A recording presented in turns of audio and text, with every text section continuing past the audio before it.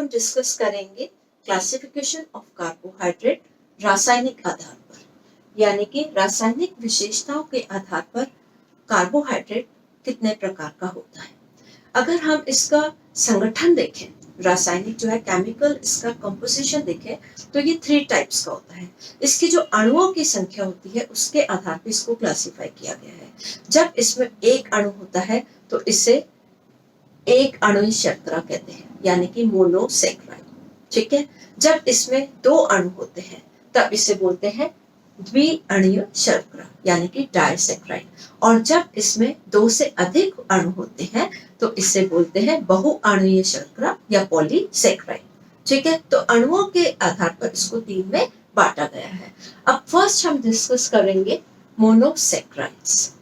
Monosaccharides यानी कि जैसे कि मैंने पहले भी कहा, जिसमें एक अणु होता है, इसलिए एक अणुई शर्करा कहते हैं। ये वो शर्करा होती है जो कि सबसे सरलतम रूप में है, वेरी सिंपल फॉर्म। हम ये कह सकते हैं कि जितने भी हमारे शरीर में शर्कराएं होती हैं, शुगर्स होती हैं, नॉन शुगर्स होती हैं, उनका अंतिम रूप क्या होता है? वो होता है मोनोसेक्राइड, यानी कि आखिरी में सब मोनोसेक्राइड में परिवर्तित हो जाती हैं। सबसे सरलतम रूप है। फूड जब डाइजेस्ट होता है, कार्बोहाइड्रेट जब डाइजेस्ट होता है, तो वो किस में परिवर्तित होता है? ग्लूकोज में। ग्लूकोज जो है इसका अंतिम रूप है, जिसको कि अवशोषित करके रक्त जो है कोशिकाओं तक पहुंचाता है और हमें उससे एनर्जी मिलती है। That means this is the last form of your starch. ठीक है। अब हम इसकी बात करें तो जो ये हमारे शरीर में सबसे सरलतम रूप में होता है और पाचन के बाद समस्त शर्कराएं इसी रूप में बदल जाती है। This we have to remember कि सारी शर्कराएं after digestion are converted into monosaccharides.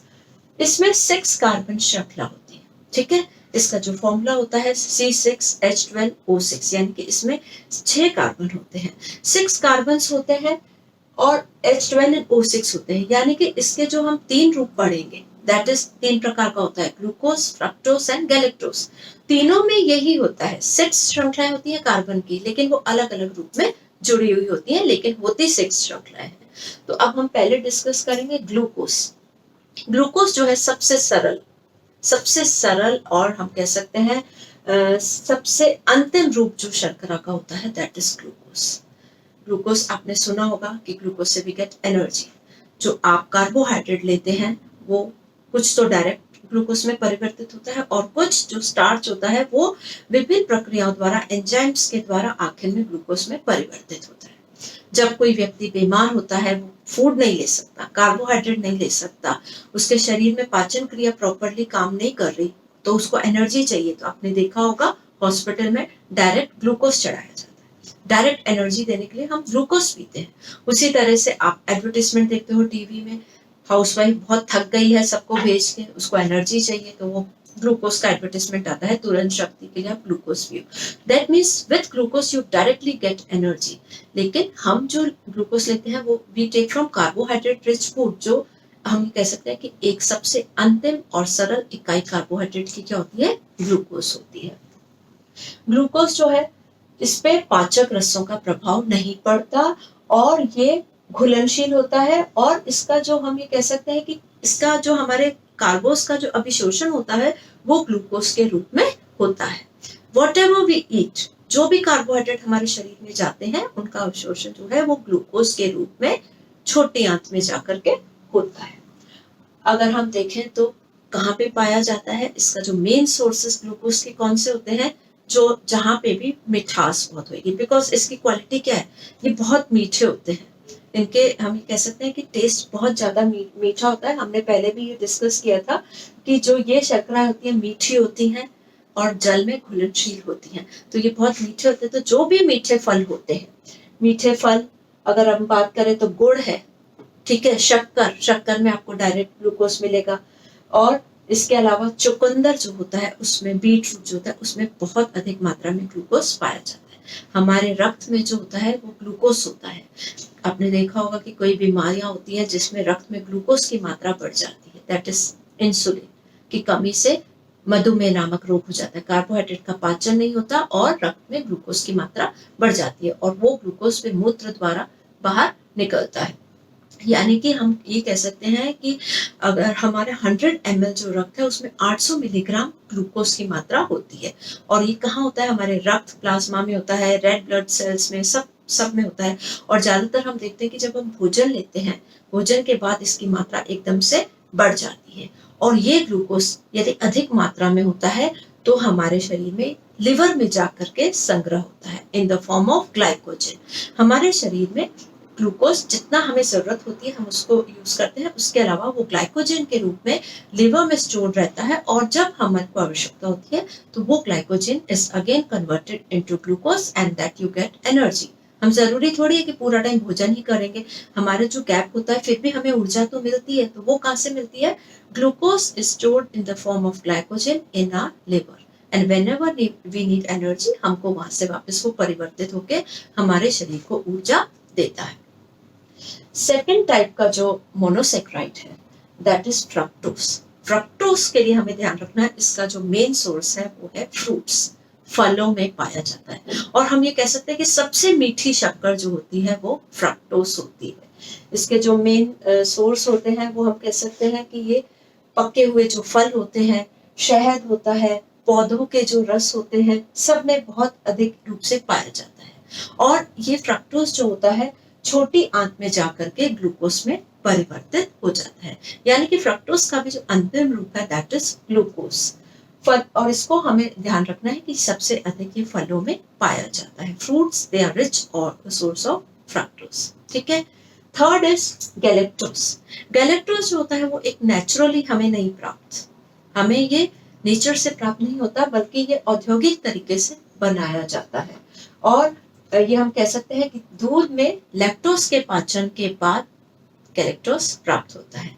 और गैलेक्टोज जो होता है ये भी ग्लूकोज में परिवर्तित होता है, लेकिन कई बार कुछ एंजाइम्स की कमी की वजह से गैलेक्टोज ग्लूकोज में परिवर्तित नहीं हो पाता और हमारे रक्त में गैलेक्टोज इकट्ठा होने लगता है, तो हम उसे गैलेक्टोसीमिया नामक रोग हो जाता है।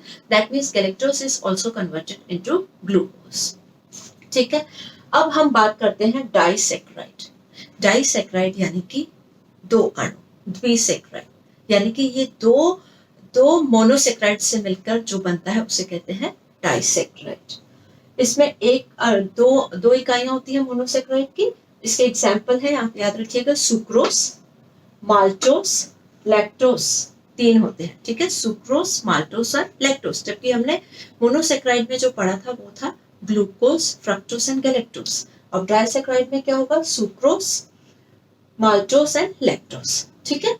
अब हम पहले इसके जो क्वालिटीज हैं वो वही होती हैं। जल में ये घुलनशील होता है और स्वाद में भी मीठा होता है। और ये हम कह सकते हैं कि इसके पाचन के बाद मोनोसेक्राइड्स जो है वो अलग अलग हो जाते हैं।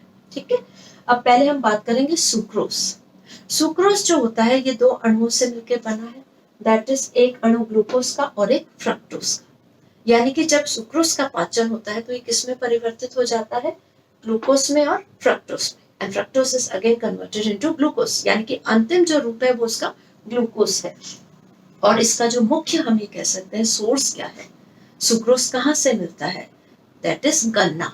शुगर जो होती है ना, सुक्रोज, गन्ना जो होता है और चुकंदर जो होता है उसमें सुक्रोज बहुत अधिक मात्रा में पाया जाता है।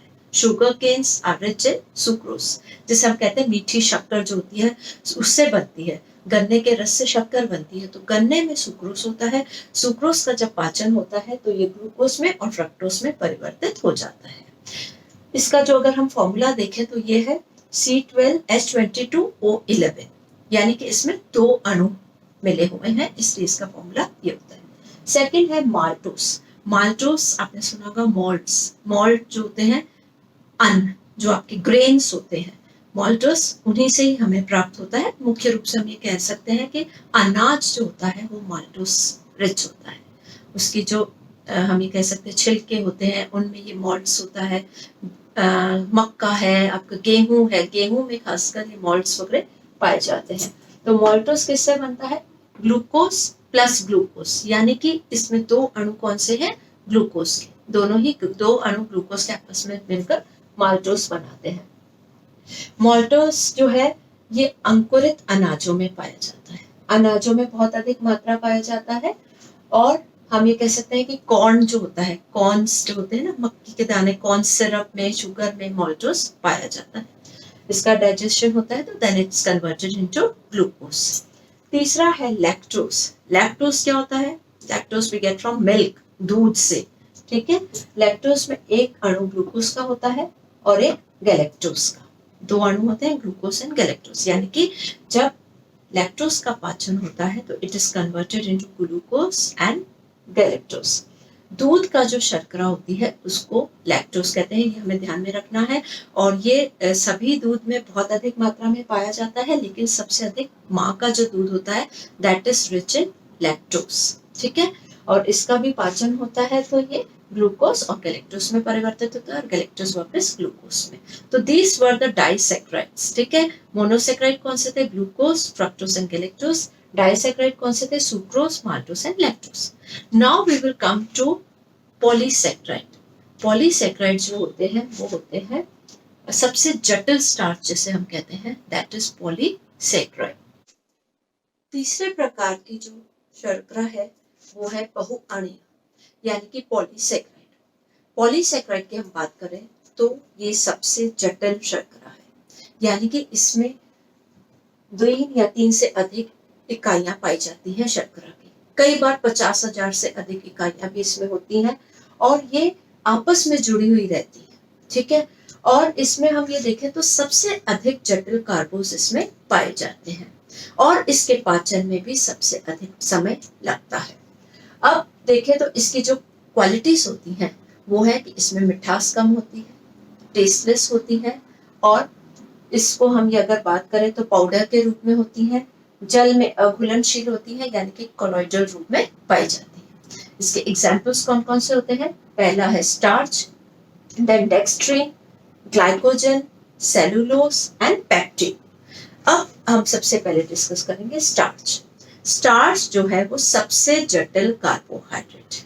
ठीक है, स्टार्च की अगर हम बात करें तो स्टार्च इटसेल्फ अगर देखें तो इसका टेस्ट मीठा नहीं है, लेकिन जब ये डाइजेस्ट होती है, जब इसका पाचन शुरू होता है, तब ये धीरे धीरे जब द्विअणीय या एक अणीय में परिवर्तित होती है तो तब इसमें मिठास आ जाती है। जब इसके अगर हम स्टार्च की बात करें तो इसके बाहर जो एक दीवार होती है सेलुलोज की, जब वो टूट जाती है, जब हम इसे पका लेते हैं तो ये सॉफ्ट हो जाती है और धीरे धीरे पकने लग जाती है और तब हमारे शरीर में इसका पाचन हो पाता है। मुंह के अंदर जैसे ही भोजन जाता है तो लार ग्रंथियों से टाइलिन एंजाइम निकलता है जो कि कार्बोहाइड्रेट पे क्रिया करता है और कार्बोहाइड्रेट में स्टार्च का जो पाचन है वो वहीं पर शुरू हो जाता है।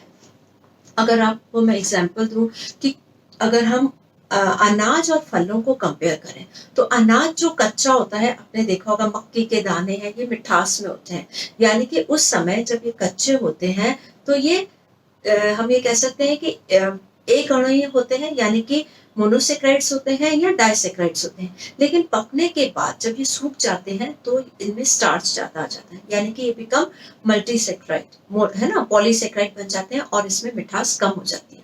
उसी तरह से अगर हम फ्रूट्स की बात करें तो फ्रूट्स जब कच्चे होते हैं तो उनमें मिठास कम होती है, दैट मीन्स उस समय उनमें स्टार्च ज्यादा होती है, लेकिन जब वो उनको अगर पका लो, जब पक जाते हैं तो उनमें मिठास ज्यादा आ जाती है, that means they are converted into disaccharides and monosaccharides. तो इस तरह अगर हम देखें तो स्टार्च जो है सबसे अधिक जटिल शर्करा जो होती है वो स्टार्च होती है, जिसका हमारे शरीर में पाचन करने में सबसे अधिक समय लगता है और इसका जो डाइजेशन है मुंह से टाइलिन एंजाइम द्वारा शुरू हो जाता है। सबसे जटिल है, ठीक है, जल में जलीकरण होता है, वनस्पतियों की जड़ में, जो वनस्पति जो होते हैं उनकी जड़ों में, बीज में इसके बहुत अधिक पाया जाता है और फल फूल सब में ये उपस्थित होता है। सेकंड है डेक्स्ट्रिन। डेक्स्ट्रिन जो होता है एक स्टार्च होता है जो कि आपने देखा होगा ब्राउन कलर का, that starch is converted into dextrin. जब आप रोटी पकाते हो, तवे में जब रोटी पकाते हो तो आप देखते हो थोड़ी देर में वो ब्राउन कलर की हो जाती है, दैट मीन्स जो स्टार्च उसमें होता है वो हीट के द्वारा that is converted into dextrin, वो आपकी रोटी धीरे धीरे ब्राउन कलर में कन्वर्टेड हो जाती है। तो रोटी पकाते समय लाल होना यानी कि स्टार्च जो है that is converted into dextrin, और ये आपके कहाँ पाया जाता है? कॉर्न में पाया जाता है, शहद में होता है, ठीक है, और कॉर्न जो सिरप होता है, कॉर्न शुगर होता है, उसमें ये पाया जाता है, जो कि ब्राउन कलर का होता है। ठीक है। तीसरे प्रकार का होता है सेलुलोज। सेलुलोज क्या होता है? जो कि हम ये कह सकते हैं फाइबर्स, रेशे जो होते हैं ना, दे आर सेलुलोज रिच। रेशों को ये हम कहें कि उनमें इतनी न्यूट्रिटिव वैल्यू नहीं होती है हमारे शरीर में, लेकिन हमें क्यों आवश्यक है, हम क्यों रेशे वाले पदार्थ खाते हैं? क्योंकि उनका डाइजेशन नहीं होता है और वो हमारा पेट को साफ रखते हैं। तो सेलुलोज जो होते हैं, अधिकतर जो सेलुलोज होते हैं उनमें न्यूट्रिएंट्स नहीं होते, बट वी नीड देम। हमारे पेट के पाचन के लिए हमें सेलुलोज की आवश्यकता होती है। तो ये सब्जियों में, जब अगर सब्जियां बहुत समय तक नहीं तोड़ी जाती हैं तो उनमें कोई भोजन मूल्य नहीं रहता है। और अगर हम देखें तो ये कहाँ पे ज्यादातर पाया जाता है, हम कहते हैं ना कि आटे को छानो मत। तो आटे जो मतलब उसके जो छिलके होते हैं, यानी कि आटे के चोकर में, फल सब्जियों के छिलकों में, उनमें सब में सेलुलोज की मात्रा बहुत अधिक होती है और ये पानी में अघुलनशील होते हैं, नॉट सोल्यूबल इन वाटर। इनका पाचन नहीं होता, इनका मनुष्य के भोजन में कोई वैल्यू भी नहीं है, मतलब इसकी कोई न्यूट्रिटिव वैल्यू नहीं है, पाचन नहीं होता। दैट मीन्स हमें अपना पेट साफ करने के लिए सेलुलोज की आवश्यकता होती है। इसलिए हम कुछ मात्रा में ऐसा फूड हमें जरूर लेना चाहिए जो छिलके वाला हो, जैसे फ्रूट्स के छिलके सहित खाइए, आटे को बिना छाने लीजिए, हरी सब्जियां रेशेदार खाइए, ताकि आपका जो डाइजेस्टिव सिस्टम है वो प्रॉपर काम करता रहे। Then comes glycogen. ग्लाइकोजन जो होता है, ये क्या होता है? जंतु कार्बोस होता है, यानी कि हम ये कह सकते हैं कि जो प्राणिज वर्ग का होता है, जंतुओं में पाया जाता है, यकृत व मांसपेशियों में संचित रहता है। पहले भी हमने स्टडी किया है कि ग्लूकोज जो होता है, दैट इज जो एक्स्ट्रा होता है, उसको कैसे स्टोर करते हैं? इन द फॉर्म ऑफ ग्लाइकोजन।